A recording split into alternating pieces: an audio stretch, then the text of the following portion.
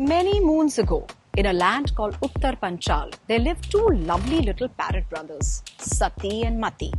They were the sons of the king of the parrots. But life as it is took a turn.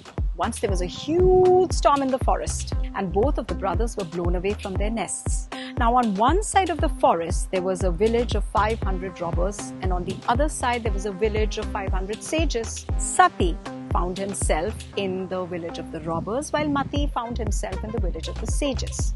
Time passed and they both grew up. One day, the king of the area, King Panchal, came to the forest for hunting. One deer led him deep into the forest away from his retinue. He was exhausted, so he decided to take a nap. He had no idea, but the place where he lay down was near the robbers' village. Sati was flying around when he saw the king resting. Immediately, you can imagine what Sati thought of. Of course, robbing the king. Now, the robbers were all away at that time, so he darted to the cook. "Let's rob this dude." The cook was shocked. This was, after all, the king. And you don't mess with kings. He tried to talk some sense into Sati, but no use. Meanwhile, hearing the commotion, thankfully the king woke up. The king galloped on his horse, far from the village of the robbers, and stumbled upon, yes, the sage's grove. There he was welcomed by the other brother, Mati. "Come, O king, and rest. Have some snacks. What may I do to help you?" The king looked at this friendly parrot and sighed.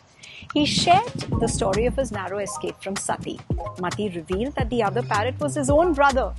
"We are, your majesty, sons of the same parents. But Sati grew up in the company of thieves. Those guys who live by trickery, cheating, stealing, killing. That's all he has learnt, eh? I grew up here among the sages where there is truth, goodness, beauty. Those are the lessons I have learnt. Whatever one pays attention to, be it good or bad, will influence what one becomes.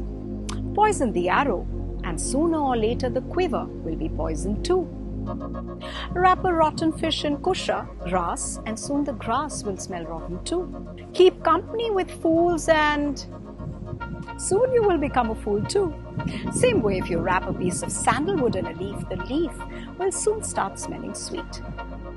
Now, there is research in neuroscience that supports this ancient story.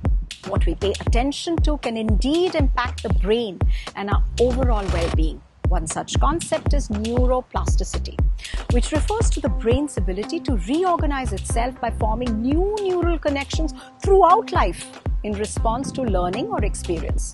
Focusing on positive or negative stimuli can lead to structural changes in the brain. Studies have shown that practicing mindfulness and positive thinking can literally alter brain structure and function, promoting emotional regulation and overall mental well-being.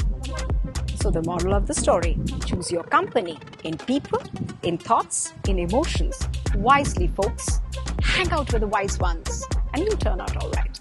But stick with the wrong crowd and you might end up a parrot plotting royal heists instead of living the chill forest life.